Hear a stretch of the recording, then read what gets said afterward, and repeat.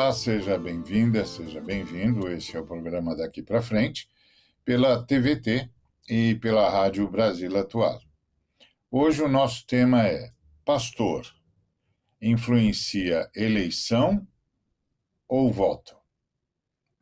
Quero começar com Atos 14, versículo 23, que diz assim: E, promovendo-lhes em cada igreja a eleição de presbíteros, depois de orar com jejuns, os encomendaram ao Senhor em quem haviam crido. Então, a igreja inaugurou a democracia como nós a conhecemos, onde cada pessoa vale um voto, independentemente da sua etnia, do seu gênero, da cor da sua pele, da sua posição social ou econômica, independente. Cada membro da igreja, homem ou mulher, votava, e votava livremente para a eleição de diáconos e de presbíteros. Os diáconos foram aqueles que foram eleitos para cuidar da justiça social, ou seja, para a distribuição dos víveres, zelando para que todo mundo tivesse tudo em comum, para que a igreja caminhasse em direção à igualdade. Esse era o papel dos diáconos. E os presbíteros eram aqueles que se encarregariam das orações e da exposição da palavra e do controle da atmosfera da igreja. Essa é a ideia. Eles é que apacentariam a igreja, a comunidade. E como eles chegariam a esse posto, a essa posição? Por meio do voto. Então, os apóstolos participavam como disso? Eles influenciavam o voto? Não. O voto era absolutamente livre. Cada irmã, cada irmão votava como o desejasse. Mas os apóstolos influenciavam a eleição. Bom, primeiro, foram eles que introduziram a prática da eleição. E segundo, os apóstolos primavam pela qualidade das pessoas que ocupariam os cargos. Fosse o cargo de diácono ou diaconisa, fosse o cargo de presbítero ou presbítera. Os apóstolos primavam pela qualidade dessas pessoas. Então, eles estabeleceram parâmetros que tivessem a ver com a vida espiritual dessas pessoas, porque, afinal de contas, elas liderariam a igreja de Jesus Cristo, o Senhor. Então, precisavam ter parâmetros de vida espiritual, tinham de ser reconhecidos como pessoas que andavam com Deus, parâmetros de vida comunitária, tinham de ter um bom testemunho entre os irmãos e irmãs, toda a comunidade devia vê-los como dignos de ocupar tais cargos, tais posições. Então, eles tinham de contar com a anuência de todos os irmãos e irmãs, ou seja, todos os irmãos e irmãs tinham de concluir que tais pessoas eram aptas, tinham as qualidades necessárias para o exercício da função que lhes seria designada, fosse a função de diácono, fosse a função de presbítero. Então, isso os apóstolos primavam por construir. Então, eles precisavam ter qualidade espiritual, precisavam ter qualidade comunitária, precisavam ser gente que tivesse qualidade social. Ou seja, que não só os membros da igreja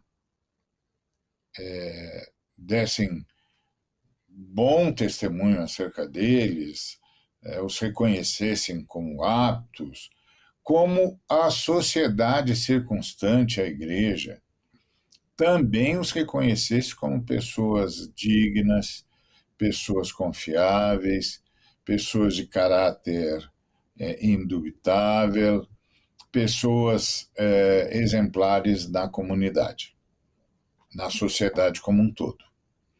Então, sim, os apóstolos não influenciavam o voto, porque haviam N candidatos e o povo livremente escolhia destes candidatos quem assumiria a, o cargo em questão, seja o de diácono para cuidar da justiça social, seja o de presbítero ou presbítera ou diaconisa, seja o de diácono ou diaconisa para cuidar da justiça social, seja o de presbítero ou presbítera para cuidar da ministração da palavra, da oração e da manutenção do ambiente da igreja, via apacentamento. Então, eles tinham de ter qualidades prévias e tinham de ter qualidades reconhecidas. Isso sim, os apóstolos colocaram como conditio sine qua non, ou seja, eles tinham de ter tais qualidades, caso contrário, a igreja não aceitaria a candidatura deles. Ponto. Uma vez aceita a candidatura deles porque passaram no padrão mínimo, eles então eram livremente eleitos, e óbvio, alguns eram eleitos, outros não, algumas eram eleitas, outras não, mas havia entre todos um profundo respeito, até porque todos primavam por qualidades pré-estabelecidas e que a igreja concluía que estas pessoas de fato as tinham. Isso, obviamente, mantinha a qualidade da igreja sempre elevada, porque os presbíteros que se revezavam no poder tinham como régua o mesmo padrão. Mesmo padrão. Todos eles satisfaziam os padrões apostólicos. Isso, obviamente, fez a igreja crescer, ser bem apacentada, houve de fato justiça social, as pessoas foram acolhidas, foram ajudadas, segundo a sua necessidade, porque a igreja trabalhava a partir do primado do direito, que é se o irmão, a irmã tem uma necessidade, a igreja tem um dever. Então, a coisa ia bem, ia muito bem. E então os apóstolos influenciavam a eleição ao dizer que tipo de pessoas tinham condições de exercer tais mandatos, seja da diaconia, seja do presbiterato. Muito bom. Nós passamos a praticar as eleições, levou muito tempo entre a eleição inaugurada, o programa eleitoral inaugurado pelos apóstolos e a efetivação da democracia moderna, levou muito tempo, levou mais de 1.500 anos. Ou seja, os apóstolos colocaram a igreja mais de 1.500 anos à frente da humanidade. Então demorou muito tempo. E eu não preciso lembrar você que nós ainda estamos aprimorando a democracia. Ainda estamos aprimorando a democracia, ainda estamos tentando fazer com que a democracia seja de fato resultado de uma consciência cidadã e igualitária. Nós ainda estamos trabalhando isso. A igreja já tinha trabalhado isso. Desde o início, a igreja começou assim, com essa consciência de igualdade, de indistinção, de todos são iguais, todos têm direito, mas zelando pela qualidade dos candidatos e candidatas. Bom, hoje nós temos a prática das eleições, como os apóstolos deram início. Lamentavelmente, nós não trabalhamos mais com aquela qualidade de base que os apóstolos estabeleceram. Hoje nós entendemos que cada cidadão, cidadã tem direito a pleitear o cargo que quiser pleitear sem nenhuma condição prévia, quer dizer, quase sem nenhuma condição prévia, porque no Brasil a gente tem a lei da ficha limpa, então se o sujeito não tem a ficha limpa, ele não pode participar do pleito. Mas é um caso só. Então, como a lei faculta o direito a todas e todos de participarem da eleição, a todas e todos os eleitores e eleitoras a participarem da eleição livremente, o que é um avanço, diga-se de passagem, porque a característica da igreja é de outra ordem. A igreja, embora viva na cidade, não pertence à cidade, pertence ao reino de Deus. Então é uma outra realidade, uma realidade espiritual, uma realidade de vocação celestial, uma realidade de adoração, de serviço ao Senhor Jesus Cristo, verdadeiramente Deus, verdadeiramente homem, que veio em carne para nos libertar. Então, é uma outra realidade. Então, a evolução para todo cidadão e cidadã tem o direito a pleitear a escolha para um determinado cargo, para qualquer cargo, está corretíssima. Então, quem é que cuida da qualidade dos candidatos? Nós, os eleitores. Nós, os eleitores, é que temos de cuidar da qualidade dos candidatos e candidatas. É por isso que a gente faz questão que haja debates, é por isso que a gente faz questão de entrevistar todos os candidatos e candidatas, é por isso que a gente faz questão de que haja exposição de ideias, de programas, de posturas, de posições frente aos dilemas, às angústias e todas as necessidades da cidade. E é a gente que tem de zelar por isso.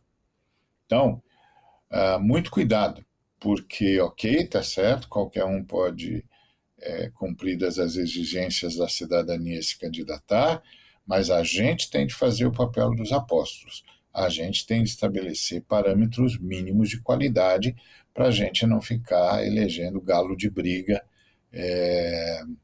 para cuidar da cidade. Vamos conversar mais sobre isso e aí ver como os pastores poderiam ajudar a igreja, os eleitores cristãos, eleitoras cristãs, a prestarem atenção na qualidade mínima necessária para que alguém seja digno do voto que eu e você vamos depositar na urna indevassável. Vamos para o intervalo, o William vem aí, fica com a gente.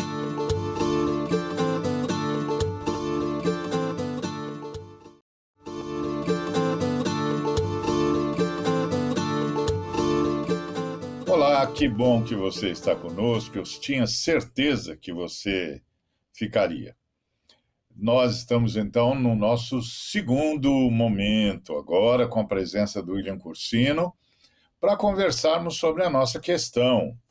Pastor influencia eleição ou voto? Nós vimos que os apóstolos não influenciavam o voto era livre, inclusive livre como só passou a ser depois dos apóstolos mais de 1.500 anos depois.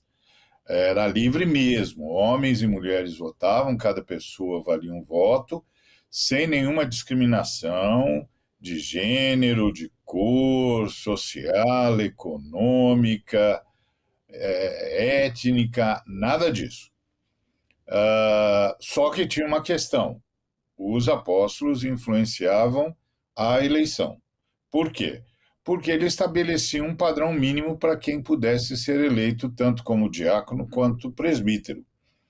E é óbvio, isso tinha a ver com o fato de que eles estavam cuidando da igreja, que está ligada ao reino de Deus, que, embora esteja na cidade, na polis, ela é agência do reino de Deus e, portanto, seguia os padrões divinos na escolha de qualquer uma das posições que eram necessárias para a vida da igreja. Nós não temos essa questão na cidadania moderna, e é bom que não tenha mesmo, e a gente apenas exige que seja cidadã, reconhecido em pleno exercício do seu direito, e pronto, pode pleitear um cargo qualquer por meio do voto, do sufrágio universal. E isso significa, portanto, que quem cuida da qualidade dos candidatos não é nenhum rigor lex, nenhuma lei rigorosa prévia, não, mas é o eleitor e a eleitora. É para isso que a gente tem debate, entrevistas, vê programa de governo e acompanha todos os movimentos dos candidatos, porque agora quem vigia a qualidade dos candidatos, das candidatas, somos nós. E essa é a questão que está posta. O pastor deveria ajudar os irmãos a perceberem isso, que a posição pleiteada por qualquer pessoa que se candidate exige que o candidato tenha qualidades mínimas para exercer o mandato que busca. Deveria ser assim? Porque, William, a impressão que eu tenho é que a maioria dos nossos colegas acaba por influenciando ou tentando influenciar o voto, mas não a eleição. Não prepara as ovelhas de Cristo para a eleição. Como é que você vê isso?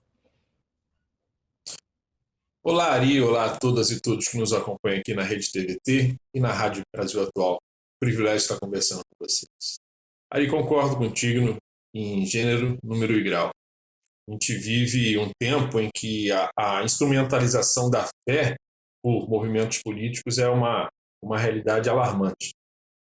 Esses movimentos, ao invés de focar em questões essenciais como a justiça, o bem comum, a qualidade da vida, né, das pessoas, a qualidade da vida das cidades, o que elas fazem? Elas tentam selecionar apenas alguns aspectos da moralidade para poder ganhar apoio. Eles frequentemente ignoram ou até perpetuam injustiças, desigualdades e violência, que são parte integrante do contexto social. A extrema-direita, por exemplo, ela se apropria, como a gente sabe bem, de temas como a defesa da família e da moralidade, mas, muitas vezes, isso serve apenas para avançar uma agenda que contradiz os próprios valores cristãos.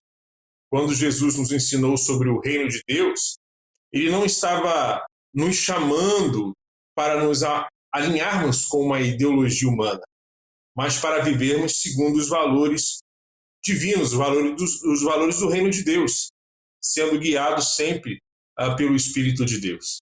Então a gente precisa entender que os valores do reino de Deus, eles são muito mais profundos e abrangentes do que a seleção de certas condutas morais usadas como bandeiras em discursos ideológicos, especialmente por esses movimentos aí bolsonaristas, os movimentos de extrema-direita. o reino de Deus ele não se limita a algumas questões morais. Ele abrange toda a vida e busca a transformação integral da sociedade. Jesus, ao proclamar o reino, ele não estava simplesmente promovendo um código moral. Ele estava apresentando uma nova forma de viver sob o poder do Espírito. Então, como seguidores de Cristo, nós somos chamados a sermos agentes de transformação na sociedade, promovendo a justiça, cuidando dos necessitados e sendo instrumento de paz e reconciliação. Então, diante de tudo isso, desse contexto, né, qual é o papel do pastor, do líder cristão na hora das eleições? Bom, a nossa responsabilidade, então, é clara. Devemos orientar o voto dos nossos irmãos de maneira ética, fundamentada nos valores do reino de Deus, sem jamais transformar esse processo em manipulação ou indução político-partidária. Orientar é ensinar princípios bíblicos que devem guiar o voto ético. Nós estamos falando do quê? De integridade, nós estamos falando de justiça, amor ao próximo, nós estamos falando da busca pelo bem comum da nossa cidade. O nosso papel é ajudar os irmãos e as irmãs a compreenderem a importância desses valores na escolha de seus candidatos. E a gente deve fortalecer a consciência cristã para que cada irmão, cada irmã, ao votar, venha refletir no seu voto a sua fé, seus valores, e não a preferências de lideranças ou grupos específicos. Então a gente sabe que a manipulação e a gente sabe o que de fato é uma orientação.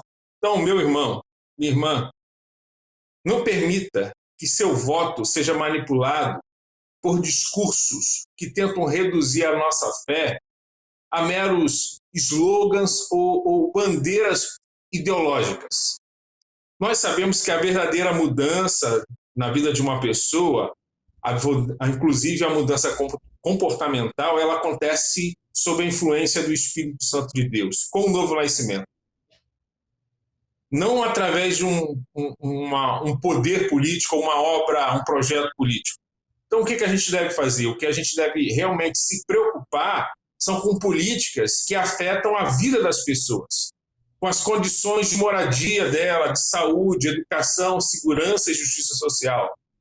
Nossa atuação política deve buscar o bem comum, sempre guiado pelos reinos e os princípios do reino de Deus, que vão muito além dessa agenda ideológica que tentam se apropriar da nossa fé.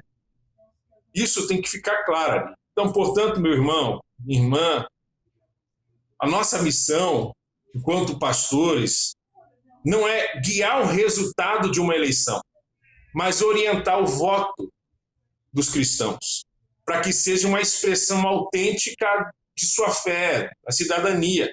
Isso inclui uma preocupação genuína com a vida da cidade. A gente, de maneira alguma, pode confundir o reino de Deus com os projetos partidários desse mundo. O reino é maior, mais profundo, está fundamentado na justiça, no amor e na verdade de Deus. Então, que a gente possa refletir sobre isso no nome de Jesus.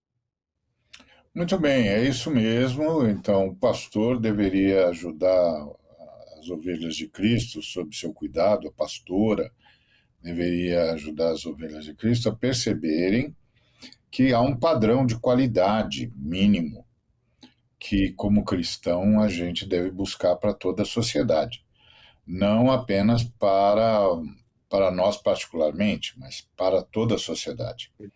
Um padrão que passa por educação para todos, moradia para todos, transporte para todos, trabalho para todos, acesso a salário digno para todos, estudo para todos, saúde para todos.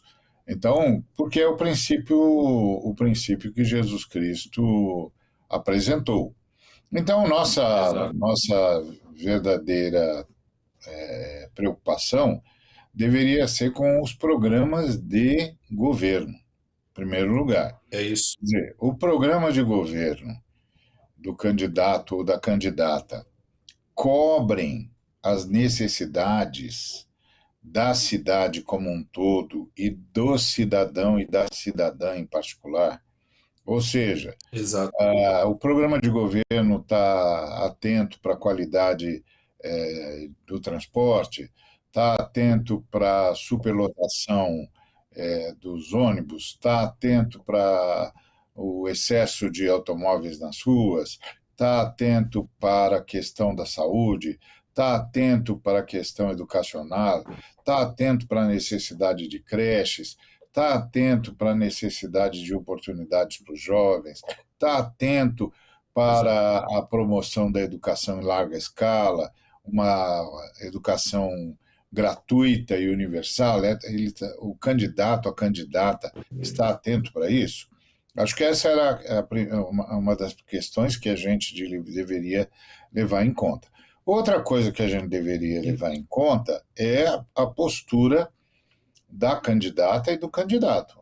Ou seja, se o Exato. sujeito é um fanfarrão, se o sujeito é um galo de briga, se o sujeito tem uma prática de brigador de rua, é óbvio que não é uma pessoa apta para exercer a, a capacidade de administrar o poder como um poder que o mandato lhe confere, o poder que emana do povo. Se, É óbvio. se Você vai... utiliza, né?